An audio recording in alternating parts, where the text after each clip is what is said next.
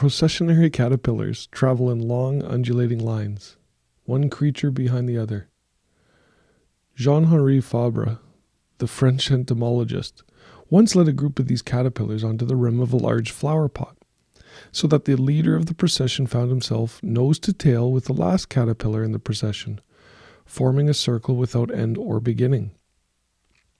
Through sheer force of habit and, of course, instinct, the ring of caterpillars circled the flower pot for 7 days and 7 nights until they died from exhaustion and starvation.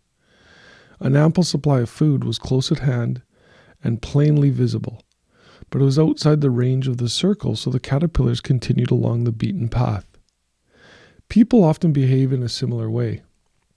Habit patterns and ways of thinking become deeply established, and it seems easier and more comforting to follow them than to cope with change, even when change may represent freedom and achievement.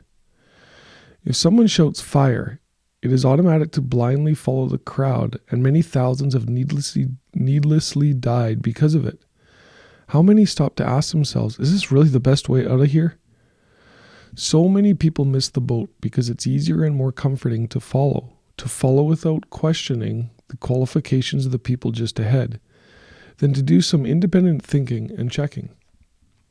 A hard thing for most people to fully understand is that people in such numbers can be so wrong, like the caterpillars going around and around the edge of the flower pot, with life and food just a short distance away. If most people are living that way, it must be right, they think. But a little checking will reveal that throughout all recorded history, the majority of mankind has an unbroken record of being wrong about most things, especially the important things. It's difficult for people to come to the understanding that only a small minority of the people ever really get the word about life, about living abundantly and successfully.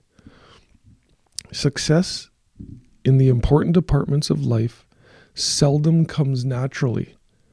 So no more naturally than success at anything: a musical instrument, sports, fly fishing, tennis, golf, business, marriage, parenthood, landscape gardening.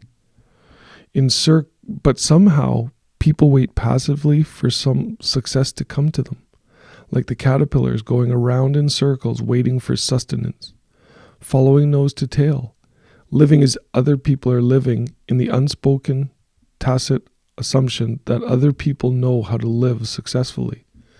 It's a good idea to step out of the line every once in a while and look up ahead to see if the line is going where we want to go. If it is, it could be the first time.